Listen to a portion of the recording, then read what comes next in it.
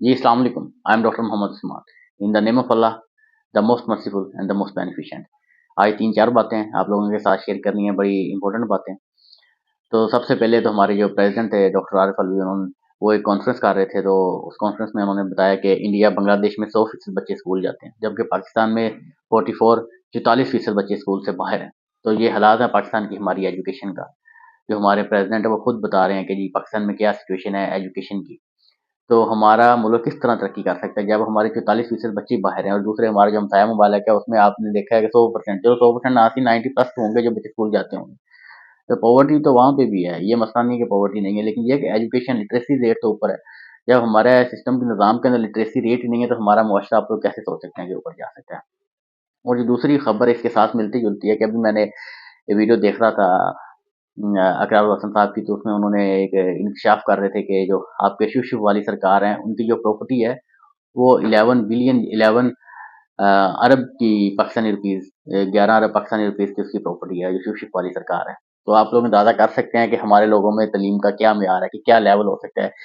कि जो फुक्कों वाला बंदा है वो देखो, ये जो अनपढ़ बच्चे बंदे हैं ये सारा उन्होंने अपने इर्द गिर्द जमा किए होते हैं, वो उनके ऊपर पैसे जो अपनी दिहाड़ी कमाते हैं उधर जाके पकड़ा के आ जाते हैं। तो जब तक लिटरेसी नहीं होगी, एजुकेशन नहीं होगी हमारे मुआशरे के अंदर, हमारी सोसाइटी के अंदर, लोग गलत और सही के अंदर फ़र्क ही नहीं कर सकते। जब लोग फ़र्क नहीं कर पाते तो उन्हें पता भी नहीं होगा हमने क्या करना है। तो फिर ऐसे ही लोगों के बहकावे में आते रहेंगे। अब एक देखें आप, एक चलो एक अपने आप को वो वली कहते हैं या जो भी एक क्या कहना चाहिए कि पीर कहते हैं, कुछ भी कहते हैं, तो उनके पास प्रॉपर्टी देख लें आप, 11 अरब रुपए की प्रॉपर्टी है। तो इसके बारे में जो तफसीलात हैं वो तो अकरार हसन साहब बताएंगे किसी अपने वीडियो के अंदर, इसके बारे में इंकशाफ करेंगे कि ये है भी या नहीं है, क्या मसला है।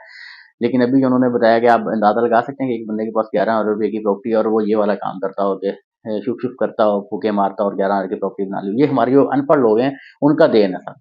जो हमारी इतनी पॉपुलेशन जो अनपढ़ है वो सही गलत में फ़र्क नहीं कर पाते और ऐसे लोगों के ऊपर पैसे निछावर करते हैं। जो ऐसे लोगों को पैसे देते हैं उनसे अच्छा है कि अपने घर पे पैसे लगाएँ, अपने वालिदैन को दें, अपने बीवी बच्चों के ऊपर खर्च करें, वो आपको ज़्यादा फ़ायदेमंद है। एक और वीडियो जो मेरी नज़र से गुज़री है उसमें जी हमारे एक साहब, अब मैं उनका एग्ज़ैक्टली नाम नहीं लेना चाहता, वो जी 15-15 सौ रुपए माँग रहे थे दुआ के लिए। ये क्या मज़ाक बनाया हुआ है यार हमारे लोगों ने, कि आप दुआ करवानी है तो 15-15 सौ, हालाँकि वो बड़े चैनल्स के ऊपर आते हैं, बड़े पढ़े लिखे बंदे हैं।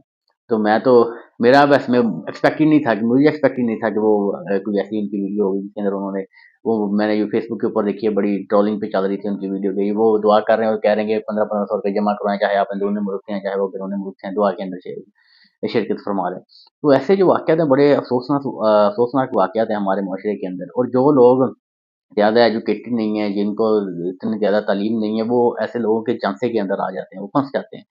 आप लोगों ने देखिए 1500 ऐसे लोगों को देना है तो वही 1500 आप अपने, मैंने एक अपनी पिछली वीडियो में भी बताया था कि ऐसे पीरों के झांसे में आने से, ऐसे बुजुर्गों के झांसे में आने से बेहतर है कि आप लोग वही 1500 रुपया अपने वालिदैन को दें। वो आपके घर में 2 अदद पीर वैसे ही मौजूद हैं। तो ये मैंने अपनी पिछली वीडियो में बड़ी डिटेल से बताया, आप लोग उसे जाकर ज़रूर देखिएगा कि वो जो 2 अदद पीर आपके घर में मौजूद हैं, आप लोग उन्हें ये वाला 1500 रुपया दें, उनकी खिदमत करें, उन्हें कोई अच्छा फ्रूट ला के दें, उन्हें कोई बाहर से कोई खाना खिलाएँ, उनके लिए कोई बाहर से कोई चीज़ लेके आएँ, उन्हें कोई नए कपड़े लेके दे दें। फिर वो जो आपके पेरेंट्स के दिल से दुआ निकलेगी वो सीधा ऊपर जाएगी। वो आप जो 15-15 सौ ऐसे लोगों को दे देंगे, ऐसे, अब बुजुर्ग कहना चाहिए या नहीं, लेकिन चलें ऐसे बुजुर्गों को दे देंगे तो वो जो पैसे माँगते हैं तो उसके उसका कोई फ़ायदा नहीं है आपको। आपका फ़ायदा ये है कि आप वही 1500 रुपया अपने बीवी-बच्चों पे लगाएँ, अपने वालिदैन के ऊपर लगाएँ। आप अपने वालिदैन के ऊपर लगाएँगे तो उनके दिल से दुआ निकलेगी, वो सीधी ऊपर जाने वाली दुआ है। वो आपका जो बाप है वो जन्नत का दरवाज़ा है, आपकी जो वालिदा है वो जन्नत है। तो अगर आप लोग उनके ऊपर नहीं खर्च करेंगे तो फिर आप लोग कैसे एक्सपेक्ट कर सकते हैं कि जी आप किसी और बंदे को दे के आप लोग दुआएँ ले सकते हैं। तो आप लोग अपने वालिदैन के ऊपर एक्सपेक्ट करें, बाकी सदका जारिया है, आप लोग ज़रूर दें, सदका देना चाहिए, सदका खैरात करनी चाहिए। लेकिन ऐसे लोग जो 2 नंबर तरीके से आप लोगों से पैसे लेते हैं, उनसे थोड़ा-सा ख़्याल करना चाहिए, उनसे इज्तनाब करना चाहिए। ये जो हमारे प्रेज़िडेंट साहब ने सबसे पहली बात की जो मैंने आप लोगों को बताई थी कि पाकिस्तान में सिर्फ़ 40% लोग हैं जो तालीम हासिल की है जिन्होंने। अब इसका मतलब है कि हमारे 66% जो लोग हैं वो सिर्फ़ एजुकेटेड हैं, 44% लोग ऐसे हैं जिन्होंने तालीम हासिल नहीं की, हमारे लोग जो हैं। हुँ। तो अब ऐसे लोग जो हैं वो, जैसे लोग झांसे में आ जाते हैं लोगों की बातों के अंदर आ जाते हैं और माइंड मोल्डिंग हो जाती है, जिनके पास इतनी तालीम नहीं है, वो दूसरे जो लोग हैं उनके झांसों के अंदर आ जाते हैं। तो ये एजुकेशन है, बेसिक नेसेसिटी है, बड़ी ज़रूरी है। तो ये अपने बच्चों को आप लोगों ने ज़रूर देनी है। बाकी जो दुनिया की तालीम के साथ-साथ दीन की तालीम भी ज़रूरी होती है। तो आप लोग दूसरे से जो दीन सीखते हैं, तो आप लोग खुद क्यों नहीं पढ़ सकते? आप लोग, आपके पास अल्लाह ताला ने कुरान पाक जैसी नेमत को भेजा है, अहादीस की किताबें आपके पास हैं, आप लोग उन्हें पढ़ें, उन्हें समझने की कोशिश करें। जहाँ पे आपको समझ नहीं आती है, आप जो उलमा कराम हैं उनके साथ कंसल्ट करें, उनसे पूछें। आप खुद तो पढ़ने की कोशिश करें, खुद हम लोग पढ़ते नहीं हैं, फिर जो बंदा को 2-4 फुक्के मार लेता है, हम उसके पीछे चल पड़ते हैं। आप खुद तो कुरान पाक को भी ट्रांसलेशन पढ़ें। आप में से कितने लोग हैं जिन्होंने कुरान पाक को भी ट्रांसलेशन पढ़ा होगा? आप लोग अपने दिल पे हाथ रख के बता दें मुझे कि आप में से कितने बंदे हैं जिन्होंने कुरान पाक को भी ट्रांसलेशन पढ़ा होगा? तो बहुत कम लोग होंगे जिन्होंने कुरान पाक में ट्रांसलेशन पढ़ा होगा। आपके आधे मसाइल तो उसी में से हल हो जाएँगे अगर आप कुरान पाक को ट्रांसलेशन पढ़ें। बाकी हदीस हैं, आप उन्हें पढ़ सकते हैं। आपको और ज़्यादा क्लैरिफ़िकेशन आ जाएगी, इलैबोरेशन आ जाएगी चीज़ों की। तो लेकिन अगर आपने खुद नहीं पढ़ना, फिर जो बंदा कोई 2 आपको बातें सुनाता है, आप जिनकी बातें सुनाएगा, आप उनके पीछे चल पड़ेंगे, तो वो ज़्यादा मुनासिब नहीं है। आप लोग खुद पढ़ने की कोशिश करें, खुद इल्म हासिल करें, फिर आपको कोई चीज़ समझ नहीं आती, आप जो उलमा का कराम है, मुफस्सिरीन है, उनके पास जाएँ, उनसे आप रहनुमाई हासिल कर सकते हैं।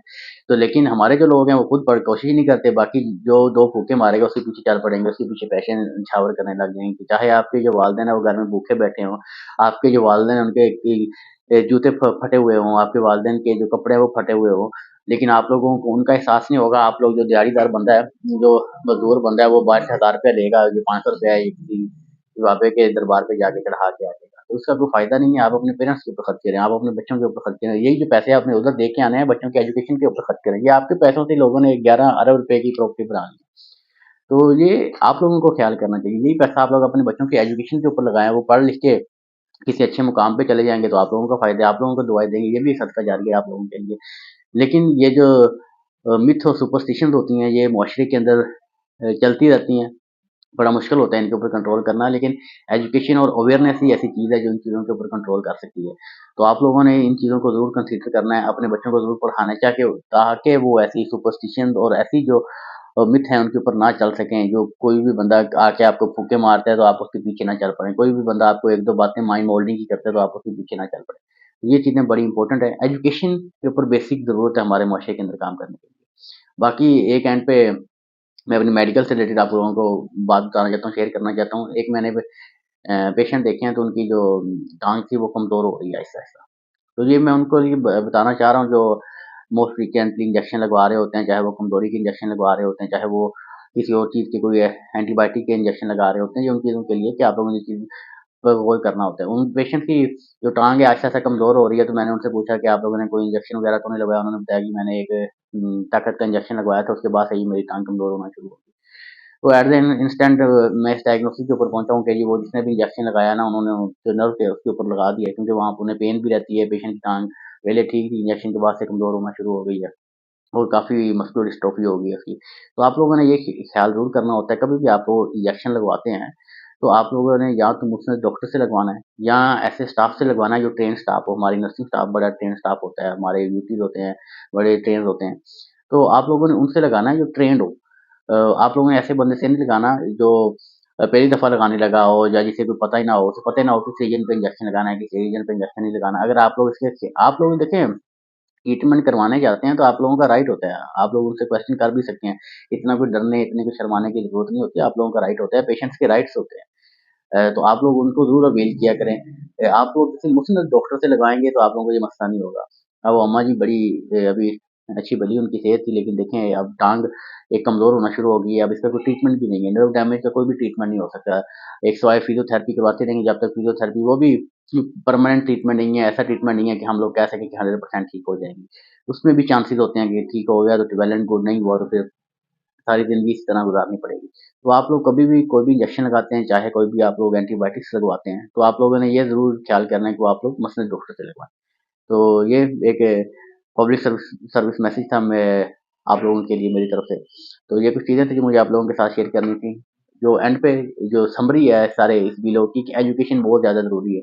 अगर आप लोगों ने जालसाज़ों से बचना है, अगर आप लोगों ने ऐसे लोगों से बचना है जो आपको अपने पीछे लगा लें, जो आप लोगों का माइंड मोल्ड कर सकें, आपके पास तालीम का होना बहुत ज़रूरी है। तालीम किसी भी आप लोग मुकाम पे हों, चाहे बच्चे हों, बड़े हों, बूढ़े, तालीम आपको ज़रूरी है। ये एजुकेशन, अवेयरनेस और शऊर पैदा करती है। और मैंने पिछले अपनी वीडियो में बताया था, जब शऊर आ जाता है लोगों को, तो फिर वो सवालात करता है। वही सवालात जो होते हैं वो फिर साबिक़दार लोगों को अच्छे नहीं लगते।